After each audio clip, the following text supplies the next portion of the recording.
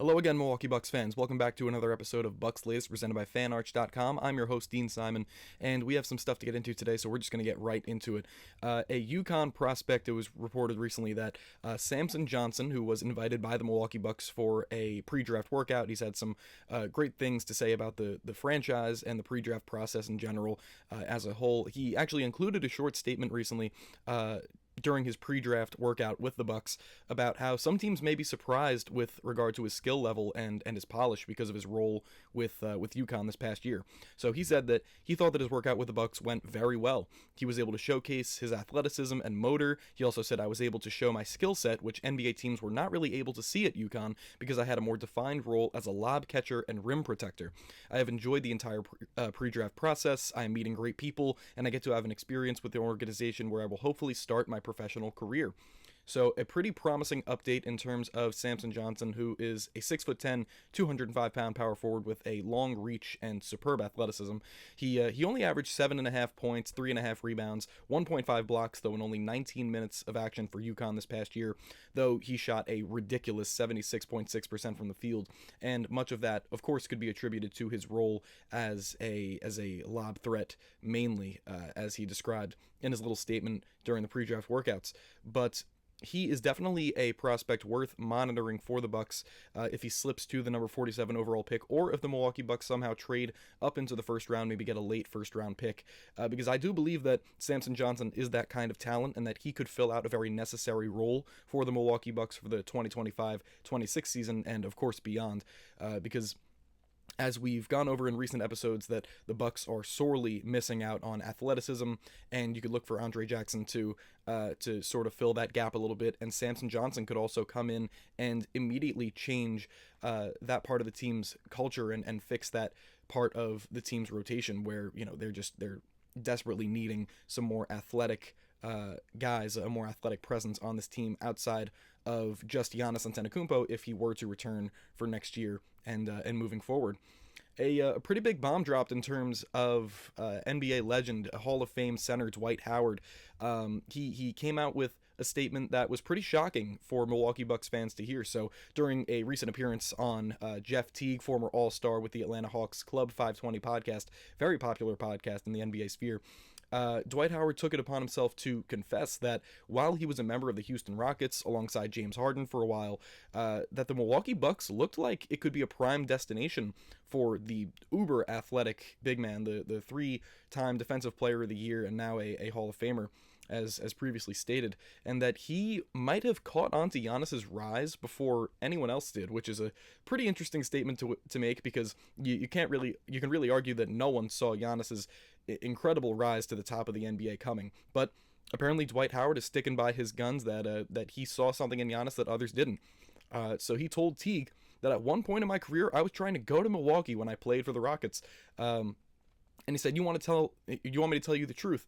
I was like, well, I see some potential in Milwaukee before y'all won the championship with Giannis. And Jeff Teague, of course, was a member of the 2021 Milwaukee Bucks, the NBA champion Milwaukee Bucks, and he has a ring to show for it. So he said that before they won the championship, before Teague won the championship with Giannis, he was like, man, I see some potential in Milwaukee and I want to play with Giannis and all of that. This was when I played for the Rockets, and a couple of years later, y'all won the championship. This would have placed Dwight Howard, you know, in terms of timeline, at the beginning of Giannis's career, because he was drafted to the Bucks in 2013, and Howard began his career with the Rockets in 2013. I believe it went from 2013 to 2016. And Howard's vision obviously came to life, because shortly after leaving the Rockets in 2016 to pursue other ventures, Giannis took home Most Improved Player in 2017, and he became an All-Star. He then became a back-to-back league MVP in 2019 and 2020, won Defensive Player of the Year in 2020, and then won an NBA title and a Finals MVP in 2021. So many of these events, you know, happened right after Howard supposedly made those claims of, oh my goodness, I see something in Giannis, I see something in the Bucks, and they're going to win a championship one day.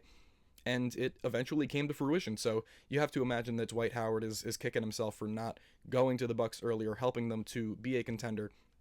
But even though he did eventually get his championship with the Los Angeles Lakers the year before Giannis won his in 2020 in the bubble. But Antetokounmpo and Howard, just thinking about them as a front court duo a decade ago, they would have wreaked havoc on the NBA. In terms of their defensive potential, it's actually mind-boggling to think about what they could have done to the league as a defensive duo. Again, two guys that won Defensive Player of the Year, just shot blocking extraordinaires. Of course, Giannis is a little bit more versatile when it comes to perimeter defense, switching, guarding 1 through 5. But just imagining them two on the same court, especially a decade ago or a little over a decade ago when Dwight Howard was still closer to his physical prime, they would have shattered the league and maybe could have won a championship together. Who knows? But then again, having those guys together would completely wreck spacing, and two very very poor free throw shooters sharing the court together. It just would have been hack a Dwight, hack a Giannis for the entirety of playoff games, you would imagine, because you would think they'd need to have at least one of them out there on the court. But anyways, that's a whole nother hypothetical point. Anyways, moving forward, Brandon Pajemski recently went on the Up and Adams show with Kay Adams, and he talked about the recent Giannis trade rumors and, all this discussion with Giannis possibly leaving, possibly going to a team like the Toronto Raptors have been in the news recently, the New York Knicks, the Golden State Warriors, any team, the Rockets, the Spurs, any young up-and-coming team with a lot of draft capital, a lot of prospects to trade, or an established team that's looking for like one more run with a group of established superstars that have been to the top, been to the summit in terms of winning an NBA championship before. And Pajemski, who is a rising guard for the Golden State Warriors, all-rookie first team a couple of years ago, and a Wisconsin native, he recently came out and said that he basically compared Giannis and his situation of possibly leaving as a guy who has been so tied to this Milwaukee Bucks organization, been a pillar for this franchise and a huge figure in the city. He said that it's the same with any player that's been, attached to their team for so long, and Giannis leaving would be like Steph not playing for the Warriors, in Pajemski's words. And he said that all guys who have cemented their legacy and what they're about in this league with one team, you never expect it to change. You expect them to stay in one jersey. Anywhere else just doesn't seem right at all. And he hit the nail right on the head with this one. It would be basically as if Steph left the Warriors in around 2020 or 2021 when things were kind of going off the rails. The Warriors were suffering through all these injuries. Kevin Durant left, Klay Thompson had the ACL, and then the Achilles straight after, and things were looking bleak. It would be as if Steph Curry left the Golden State Warriors after winning a couple of championships and finding a new home. But of course, Giannis in the same situation would have the opportunity to turn that kind of thing down, come back like how Steph chose to continue his career with the Warriors, and then he won a championship the year after Giannis did in 2021 with a Warriors roster that didn't really look as though they were contenders, but it was just Steph's year, and he just wasn't going to take no for an answer that year. Giannis could have the potential to do something very similar because Damian Lillard will be coming back, maybe not in 2025-26, but maybe for the full 2026-27 season. Maybe they can recoup some assets, get some guys next to Giannis that can help them win a championship, not next year, but the year after that. And he could just trust the process, like how Steph, in the midst of him breaking his hand in 2020, and Klay Thompson suffering through those injuries and missing all of 2020, 2021, Giannis has the opportunity to do the same thing. Whether he decides to and doesn't decide to go through with a trade request, again, remains to be seen. But Giannis and Stephen Curry, in these similar situations, Giannis could kind of repeat history, stick with the team through all these injuries, through all these difficulties that are currently taking place, and he would have a chance to come out on top once again and win another title with Milwaukee. But the desire to win right now may overtake all of those thoughts and nullify all of those theories, because at the end of the day, Giannis is a winner. That's all he wants to do in this league, and if the opportunity to win a championship isn't in Milwaukee, he's going to be wherever it is. And he stated this before. He's kind of flip-flopped on whether he's committed to the city, committed to winning, but we do know to a degree that Giannis is a winner at heart, and he wants to be in whatever situation is going to prepare him best to raise the Larry O'Brien trophy. So Giannis being compared to Steph in this aspect is pretty accurate. But with the ongoing Giannis trade saga, NBA insider Mark Stein recently came out and provided us some new trade intel on Giannis, on how the Milwaukee Bucks could view his trade stock and developing a trade market around Giannis.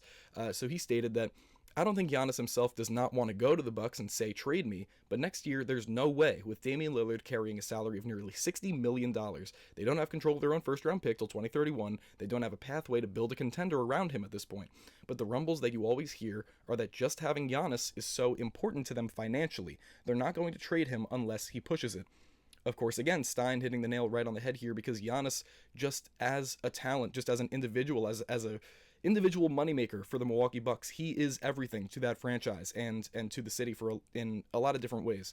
So letting go of a guy like that would completely wreck the the economic details of the Milwaukee Bucks and their financial standing, because once you lose a guy like that who consistently places in top 3, top 4 in MVP voting every single year, has established himself as one of the top 3 players in the league for the past 7-8 years, things could very quickly go off the rails, not just in terms of roster configuration and getting guys that are necessary and conducive to winning championships, but also to the financial well-being of the team. So the Milwaukee Bucks likely won't look to trade Giannis themselves. They won't get it in their head that, okay, we need to go and start these kinds of conversations with teams. We need to float Giannis trades. We're going to wait until Giannis comes to us and says, okay, I don't want to be here. This is my request. So then at that point, they'll take that request seriously and look to move him. But if they can help it, they will likely keep Giannis and keep all of that money in their pockets that he brings to their team and that he would bring to a prospective new team that he would go to. But anyways, that is going to be it for me today. Hopefully you enjoyed, and thank you for watching the latest episode of Bucks Latest presented by fanarch.com. Please consider liking, subscribing, turning on post notifications to stay in the know and stay up to date with all of the latest rumors, trends, topics revolving around the Milwaukee Bucks.